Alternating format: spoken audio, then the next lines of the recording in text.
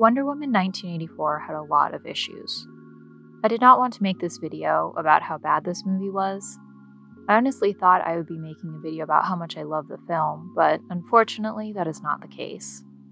I was so excited for Wonder Woman 1984. We had all been waiting for it for so long. The release date got pushed back more times than I can count. And after all of that, it was such a disappointing way to wrap up a disappointing year. It's just a trash can. Yeah. A lot of the movie was confusing, cringy, or honestly, just plain boring. Once the credits started to roll, I tried to dissect what I was feeling. Overall, I was disappointed, but I couldn't quite pinpoint why until I started to make sense of what I had just witnessed. So, here's a breakdown of a few issues I had with Wonder Woman 1984.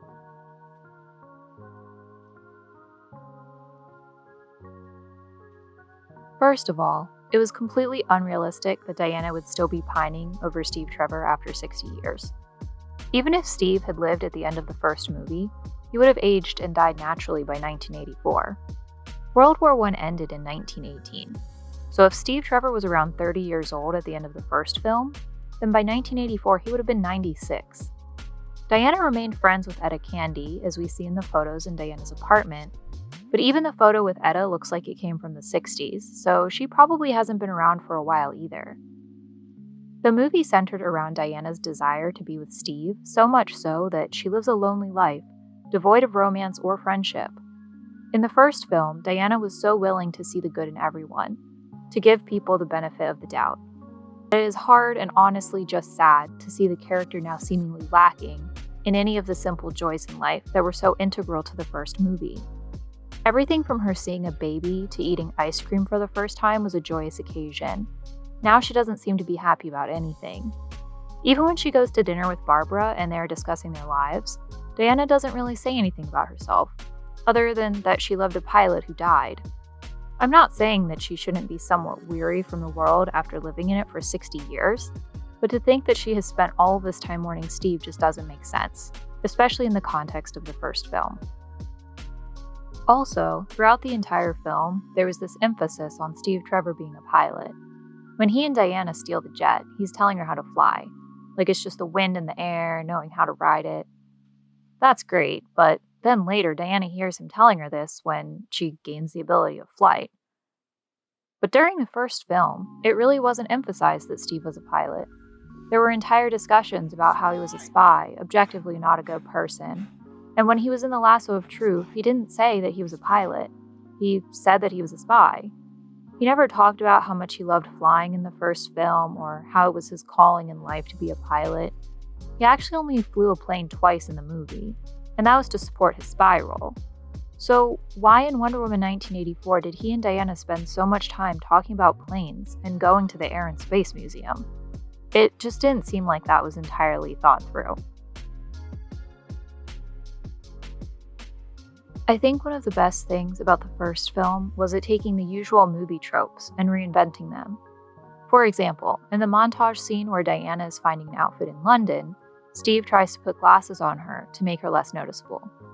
Etta immediately points out that putting a pair of glasses on a beautiful woman does not suddenly make her any less beautiful. This is one of the most generic things we see in movie makeover montages. The frumpy, unattractive leading lady gets new contacts and a new haircut, and suddenly she's the most gorgeous person you've ever seen. No. These women were always beautiful. It doesn't take removing their glasses to see that. The first Wonder Woman film charmingly points out this trope and makes fun of it. In Wonder Woman 1984, the exact opposite happens with Barbara. She wishes to be sexy like Diana. She takes her glasses off, and boom, suddenly she is supposed to be the most gorgeous person because she isn't wearing glasses and can walk in heels. The usual ridiculous leading lady makeover. It was just silly, and the complete opposite of the first film, totally undoing the witty commentary that was so unique in the first movie. If Barbara wished to be more like Diana, wouldn't that include her personality traits? She wanted to be sexy and special. She got all of the Amazonian goddess powers that she wasn't even aware Diana possessed, but isn't one of the sexiest and most attractive things about a person oftentimes their personality? The movie oversimplifies what makes a person attractive to the point that it is just comical and unbelievable.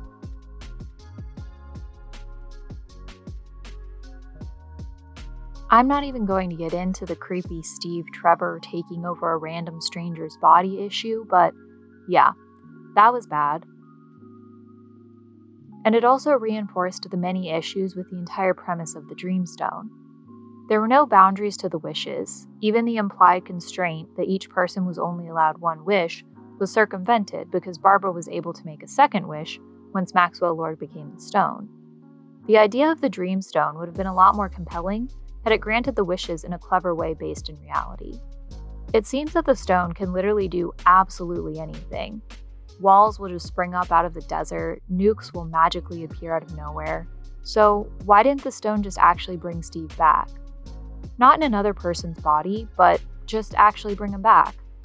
I don't think that would have been any more unbelievable than the stone making missiles just randomly appear and disappear out of thin air.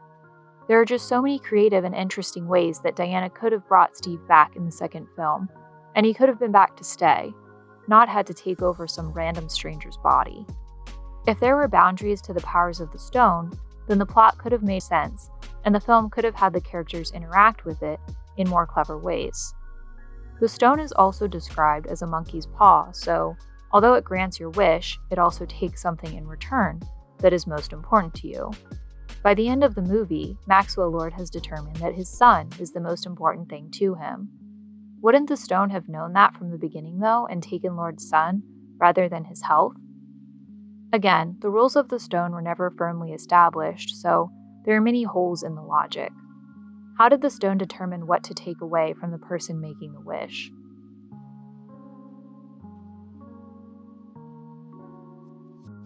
You also cannot convince me that if Diana had one wish, it would be to bring a dead person back to life. She grew up learning Greek mythology. The gods were not just imaginary stories to her, they were actual all-powerful beings. She fought Ares in the first film, so it would only make sense that Hades also exists. Wouldn't Diana know all of the myths and tragedies of people trying to retrieve their loved ones from the underworld, bringing them back from death? These stories always end with misery for all of those involved. The story of Orpheus attempting and failing to retrieve his wife Eurydice from the underworld is one of the first stories that came to my mind. Orpheus loses Eurydice to a snake bite, so journeys to the underworld to retrieve her. Hades allows this because he is so moved by Orpheus's music. The only condition is Orpheus cannot look upon Eurydice until they are out of the underworld. As soon as the two are almost across the threshold, Orpheus looks back and loses Eurydice again. There are different interpretations for the meaning of this story, but one of the more obvious ones is that as much as we may miss the past and want to resurrect it, we cannot live in our memories. We can only look forward, and in looking back, we lose what could have been.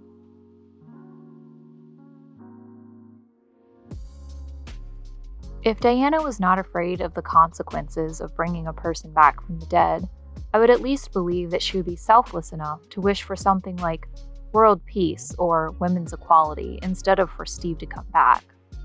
Everything Diana did in the first film showed what a selfless hero she truly was. She was willing to risk her own life, give up her own happiness, if it meant helping others. She gave up her entire family, her mother, her sisters, to save mankind. There was no real weight to any of the decisions the characters made in this movie because they could at any time undo everything by simply saying that they revoked their wish. As much as I wanted to love this film, I just cannot say that I enjoyed it. I love Wonder Woman. I've been a fan of the character ever since I was a little girl, and I'm so glad that she finally has live-action films. But I can't sugarcoat the issues with this movie just because I love the character. Unfortunately, the more I think about the movie, the more issues I find.